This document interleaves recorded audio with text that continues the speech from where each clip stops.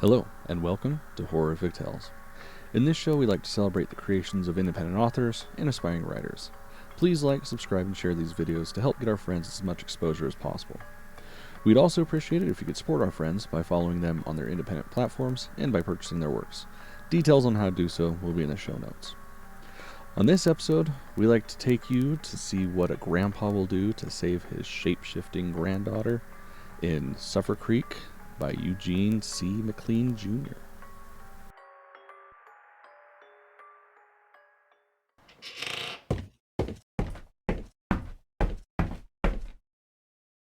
Daniela Cobb, what the hell have you done now, you crazy old woman? Shouted Bill Donnelly from the end of his friend's driveway. Sheriff, is that you? It's just Bill nowadays since I retired. Can we talk about what happened here today?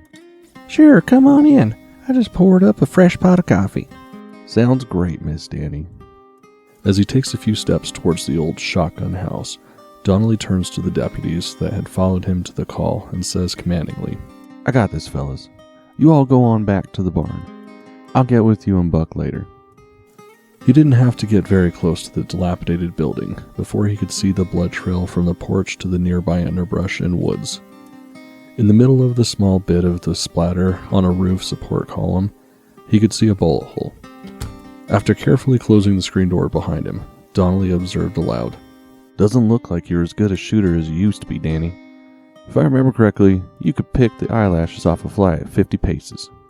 Old Arthur has a bad hold on me these days, said the elderly woman as she shakily handed her friend and ex-in-law the cup full of steaming black liquid. One of Mateus's boys pay you a visit. How'd you know? The neighbor that called it in said they heard a shot followed by a yelping noise like a wounded dog makes. I also saw a glint of silver in that bullet hole. Daniela sent a sideways glance towards the man that looked like he had just stepped out of an Old West movie.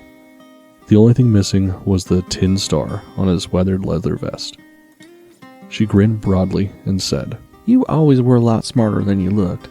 But it wasn't one of his boys that was sniffing about. It was a bitch. As if on cue, a rumble of thunder rolled in the distance. A female? Yep. I guess that old werewolf thought that getting visited by a woman would throw me off. You can't hide that wet dog smell, though, no matter how much cologne you put on. Looking around the room between sips of his drink, the former law officer noticed a short barrel .38 special on top of the television. Is that what you used?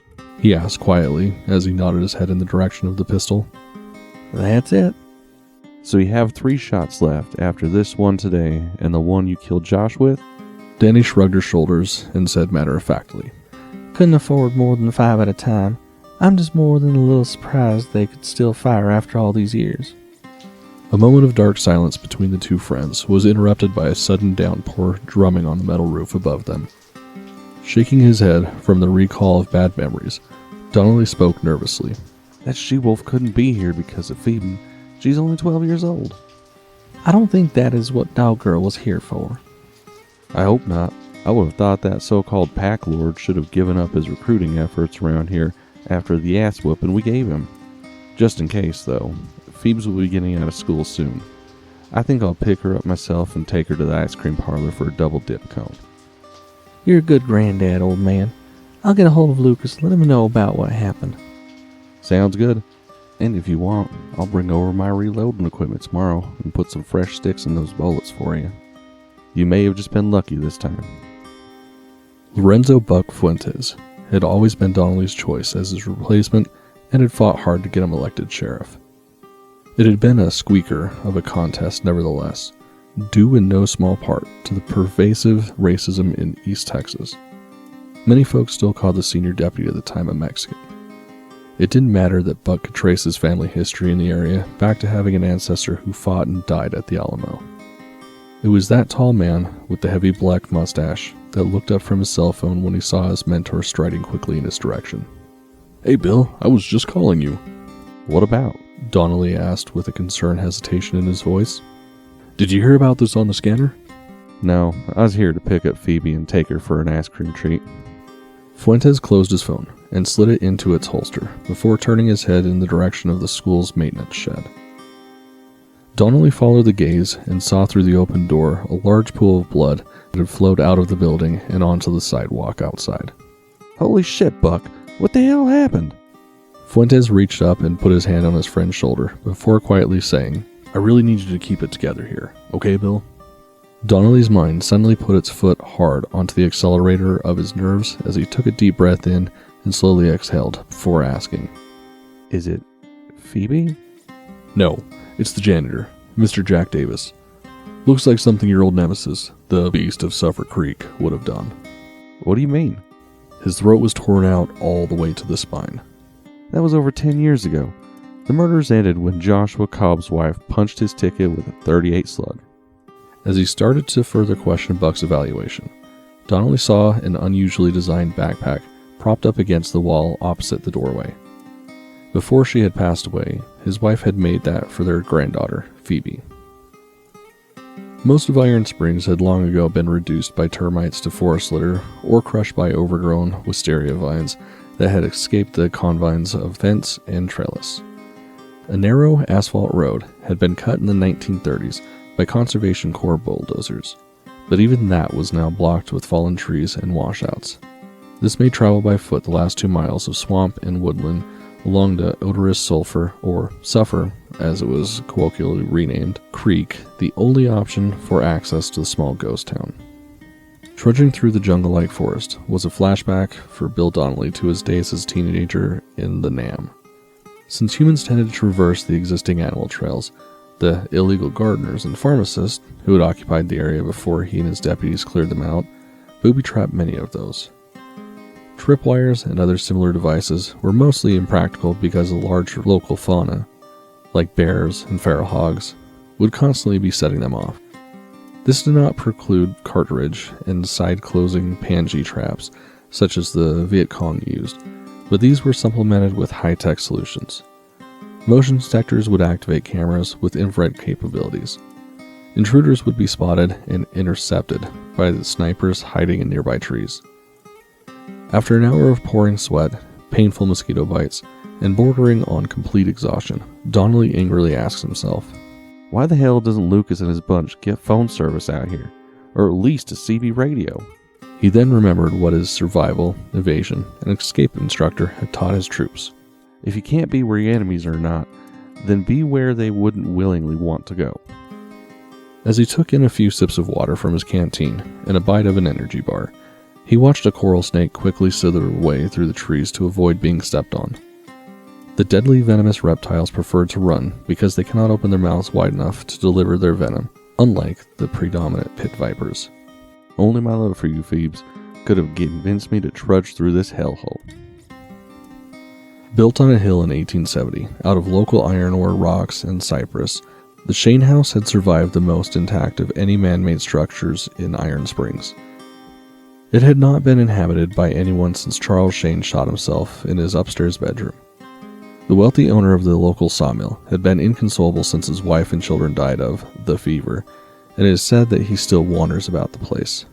An isolated, supposedly haunted house requiring little in the way of renovation seemed to be the perfect choice of residence for Lucas Cobb and his fellow shapeshifters.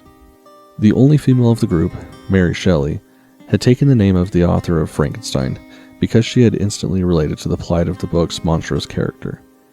Like the creature, she felt she could never fit in with the normal human, or Norman, world. Mary had always endeavored to stay in the background of life.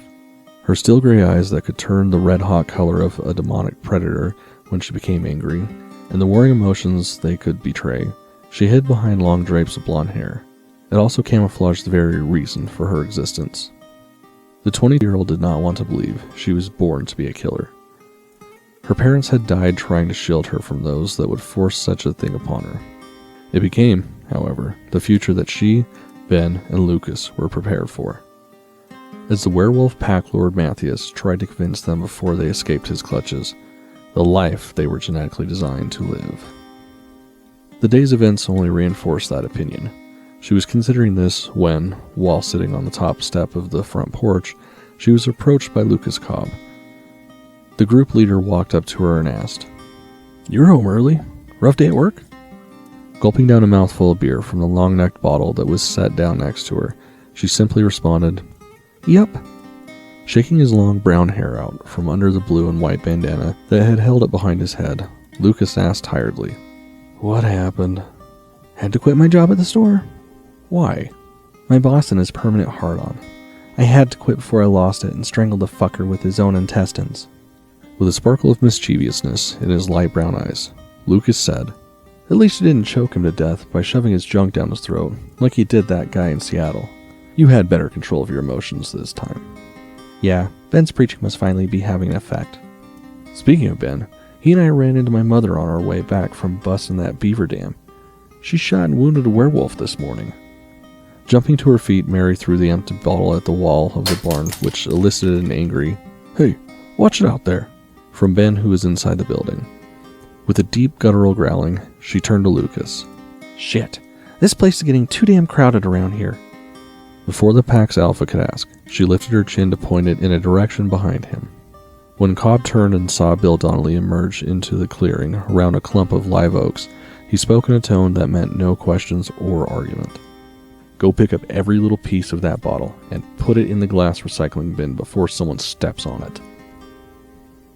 "You look like you better sit down before you fall down, Sheriff," the nearly 7-foot-tall black man quietly said as he gently lowered Donnelly onto the porch swing. Thanks, Ben. I appreciate it. "How about a beer?" You're a good man, Ben. I'd appreciate that too. Taking in a deep breath, Donnelly paraphrased out loud what he said to himself earlier as he sent an angry glowering in Lucas's direction. Why the hell don't you people get a phone, telegraph, or something out here so I wouldn't have to nearly kill myself every time I needed something from you? Before Cobb could respond, Mary snaps back with, "Why don't you quit smoking?" Who died and made you the Surgeon General? Before the ugly tete-a-tete could get out of hand, Lucas barked, "Stop!" Then looking first at Mary, then at his ex-father-in-law. "Why are you here?" Phoebe is in danger. Mom told me about that lycanthrope she shot, but she didn't think April and Phoebe had anything to worry about, that it was probably looking for us. The janitor was killed at the school. Looks like something your dad would have done. How so? His throat was torn out. What does this have to do with Phoebe? Her book satchel was in the shed with him.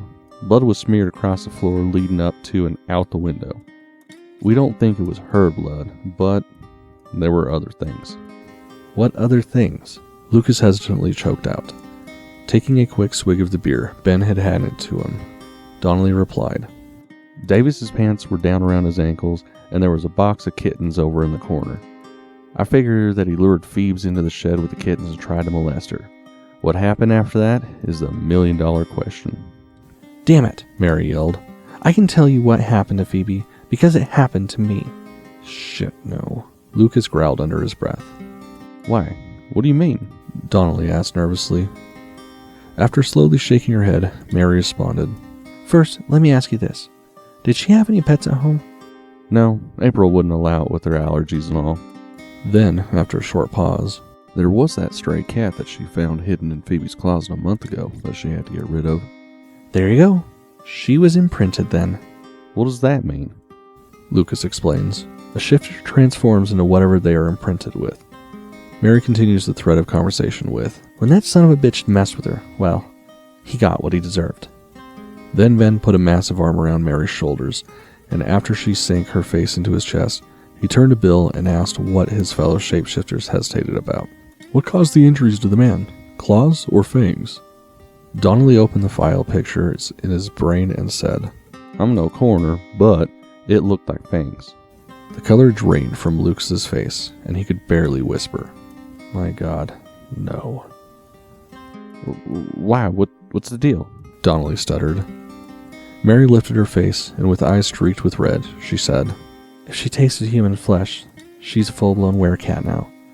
There is nothing more dangerous or unpredictable. If she kills and tastes again, the change is permanent." Donnelly jumps to his feet and shouts, We've got to find her. We can't let that happen. "She didn't go home?" asked the girl's father. She hadn't when I went by there. The rain washed away any way of tracking her after she left the shed. "Wait a minute," Mary interjects. "What happened with that box of kittens?" Donnelly thought for a second before conjecturing. They were probably taken to the vet's office.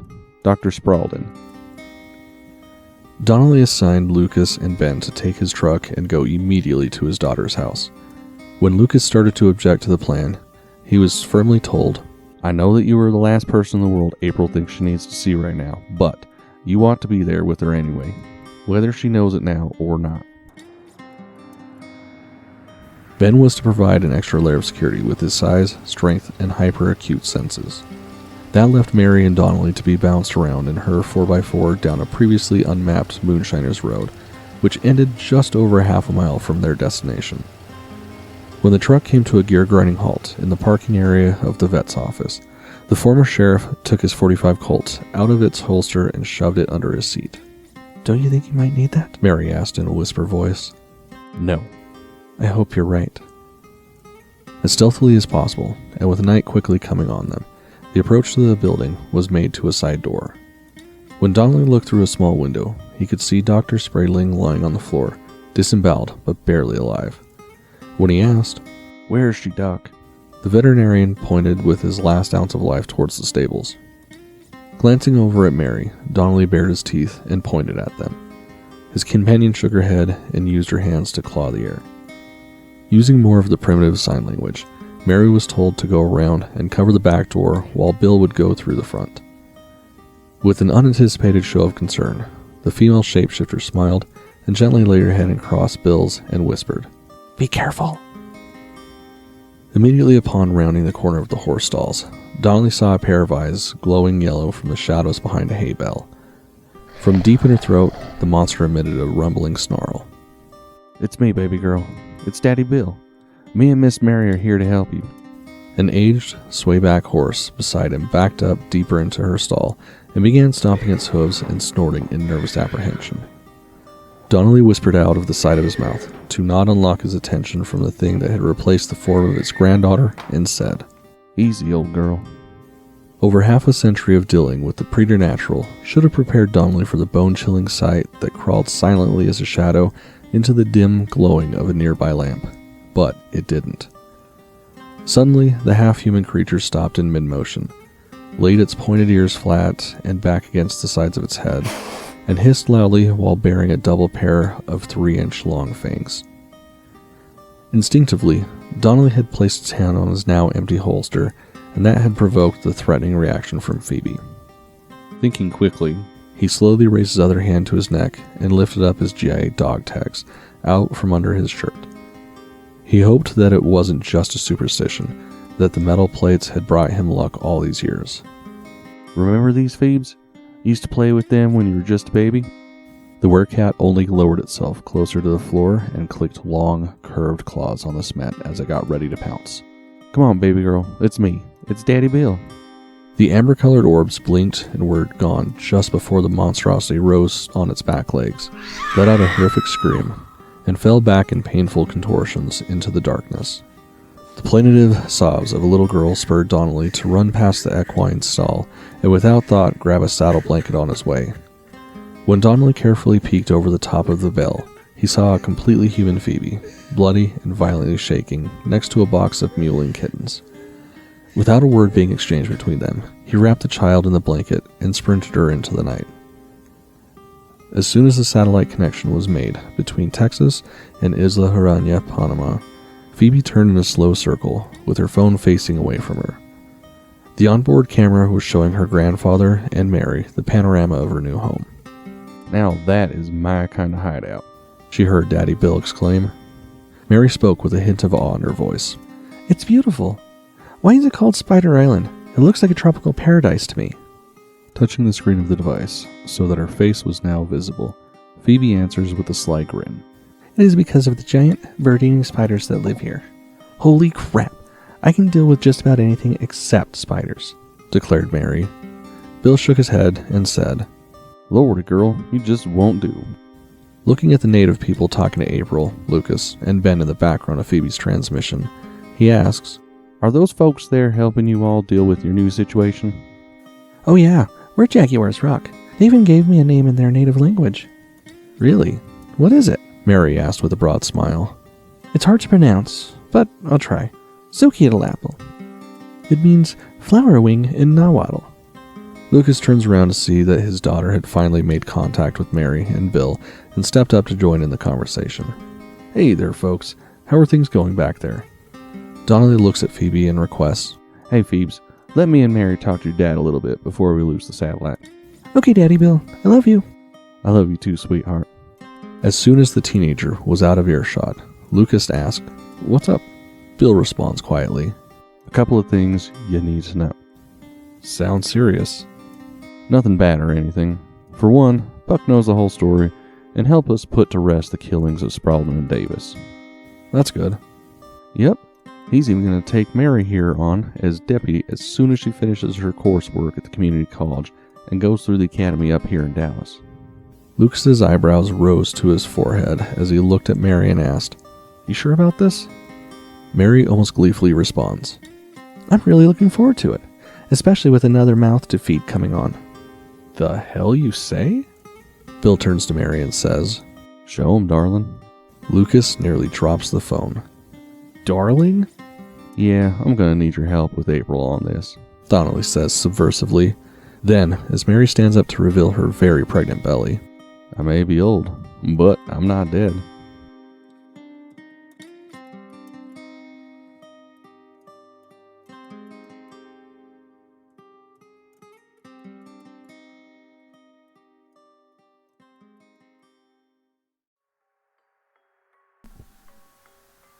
Well, we hope you enjoyed our latest horrific tale. If you'd like to keep up to date, make sure you subscribe to our YouTube page. Also, follow us on our social media pages.